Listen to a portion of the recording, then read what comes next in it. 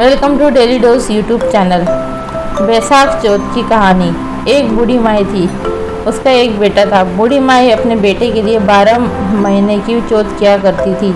बेटा जंगल से लकड़ी लाता, दोनों माँ बेटे उनको बेचकर गुजारा हो जाता। बूढ़ी माई रोजाना लकड़ियों में से 2 लकड़ियाँ अलग रख लेती और चौथ के दिन बेटे से छुपकर बेचकर सामान लेकर आती।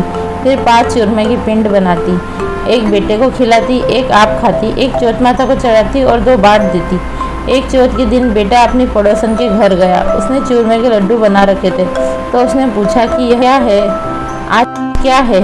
सोचो तुमने चूरमे के लड्डू बनाए हैं। पड़ोसन बोले कि मैंने तो आज ही बनाए हैं, तेरी माँ तो हर चौथ के दिन बनाती है, तुमको आज दिया ही था क्या?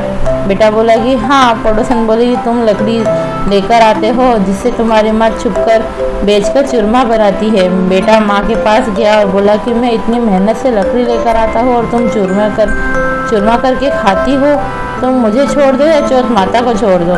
तो बुढ़िया बोली कि बेटा तेरे लिए ही तो व्रत करती हूँ, सो तुझे भले ही छोड़ दूँ पर चौथ माता को नहीं छोड़ सकती। तब बेटे ने घर छोड़ने का फैसला किया। तो माँ बोले कि तुम जा तो रहे हो, लेकिन मेरे हाथ की ये आंखें लेकर जाओ।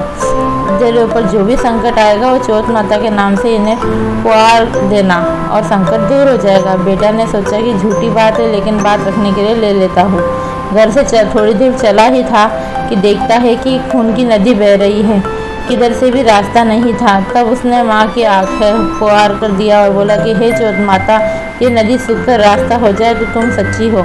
इतने में नदी सूखकर रास्ता हो जाता है। आगे चलने पर रात होने के कारण उसे सुनसान जंगल में डर लगता है। तब वह आंखें पुकार कर बोलता है कि हे चौथ माता, रास्ता मिल जाए, नहीं तो ये जानवर मुझे खा जाएंगे। इतने में ही रास्ता मिल जाता है। आगे एक राजा की नगरी में गया। राजा हर महीने एक आदमी की बलि देता था। वह बूढ़ी माई के घर गया तो बुढ़िया रोती जा रही थी, रोटी बनाती जा रही थी। तब उसने पूछा कि माई तुम क्यों रो रही हो? बूढ़ी बोली कि मेरा एक ही बेटा है और आज वो राजा के यहाँ बलि चढ़ जाएगा, मैं उसके लिए रोटी बना रही हूँ। वो बोला कि माई ये रोटी मुझे खिला दो, मैं तेरे बेटे के बदले चला जाऊँगा। माई बोली रोटी तो खिला दूंगी, लेकिन तुझे कैसे भेज दूँ? उसने उसे रोटी खिला दी। रात के समय हो गया, राजा का बुलावा आया तो उसका बुलाया। उसने उसे न जगाकर अपने बेटे को ही भेजना ठीक समझा। इतने में उसकी आँख खुल गई और वह उसके राजा के सिपाहियों के साथ जाने लगा। बूढ़ी माई से कहा कि माई मेरी पोटली और लाठी रखी है। बूढ़ी माई सोचने लगी कि आज तक वहाँ से कोई वापस नहीं आया, ये कैसे आएगा? राजा का आदमी उसे हाथ पकड़कर लेकर चला गया। वहाँ उसे कच्चे घड़े पकने वाले कुंड में चुन दिया।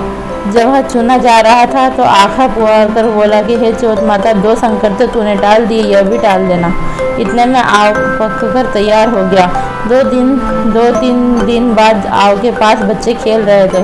बच्चों ने खेल खेल में आव पर कंकरी मारी तो उसमें से आवाज आई। बच्चों ने राजा के आदमी के पास जाकर कहा कि आवा पक गया है। राजा के आदमी ने सोचा कि 6 महीने में पकने वाला आवा इतनी जल्दी कैसे पक गया। उन्होंने ये बात राजा को बताई। राजा ने जाकर देखा तो बर्तन सोने चांदी के कलश हो गए। वे बर्तन उतारने लगे तो अंदर से आवाज़ आई, जो धीरे धीरे उतारना, अंदर मानस है। राजा ने सोचा कि इससे पहले कि कभी ऐसी कोई आवाज़ नहीं आई थी। राजा ने पूछा कि कौन हो तुम? तो अंदर से आवाज़ आई, मैं तो वही हूँ जिसे आपने 3 दिन पहले इसमें चुनकर बलि दी थी।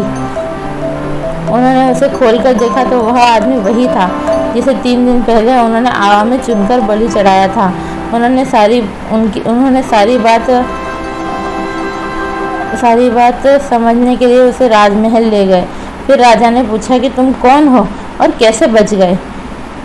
तो उसने कहा कि मेरी माँ चौथ का व्रत करती थी, उसी की वजह से मैं बच गया।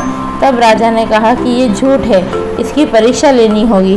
राजा ने 2 घोड़े मंगवाए, एक पर स्वयं चढ़ गया, दूसरे पर उसे चढ़ा दिया और उसके हाथ पैर में जंजीर डाल दी और कहा कि अगर यह जंजीर तेरे हाथ पैरों से मेरे हाथ पैरों में आ जाए तो मैं मानूंगा कि तेरी चौथ माता सच्ची है, और जंगल की तरफ चल दिए। थोड़ी दूर चलने पर राजा के हाथ पैर जंजीरों से जकड़ लिया और लड़का आराम से बैठ गया। तभी लड़के ने राजा को बड़ी मुश्किल से राजमहल वापस पहुंचाया। तब राजा ने उसे रोकने का आदेश दिया और कहा कि मेरी बेटी से विवाह कर लो। उसका यह प्रस्ताव उसने सहर्ष स्वीकार कर दिया। राजा ने उसी महल में रहने के लिए अलग से साधन उपलब्ध कराए। वह राजा के कामकाज में सहयोग करने लगा। कुछ महीने बाद उसे घर की याद आई। एक दिन मौसम बहुत खराब हो रहा था, चारों ओर बिजलियां कड़क रही थी। उसे अपनी माँ की याद आई, तो उसने अपनी पत्नी से कहा कि आज तो मेरे गांव की तरफ बिजली चमक रही है। तो उसकी पत्नी यानी राजा की बेटी ने कहा कि आपका गांव है क्या? तो उसने कहा कि हाँ, मेरी माँ है, गांव में रहती है। फिर वह कहा कि चलो हम गांव चलते हैं। दूसरे दिन दोनों गांव के लिए रवाना हुए तो राजा ने उन्हें ढेर सारा धन देकर विदा किया। गांव के समीप पहुंचने पर लोगों को पता चला कि बूढ़ी माई से और का लड़का और उसकी बहू आई है। तो पड़ोसन ने जाकर बूढ़ी माई से कहा कि बूढ़ी माई, तेरा तो बेटा और बहू आई है। तो बूढ़ी माई ने कहा कि मेरे भाग्य में बेटे बहू कहा, मेरा एक ही बेटा था जिसे भी तुमने आग लगाकर पता नहीं कहाँ घर से निकलवा दिया। उसने कहा कि मैं सच बता रही हूँ, विश्वास नहीं तो जाकर छत पर देख लो। बूढ़ी ने छत पर जाकर देखा, गांव की तरफ एक लश्कर आ रहा है। आकर देखा तो बेटे बहू ने पाँव छुए।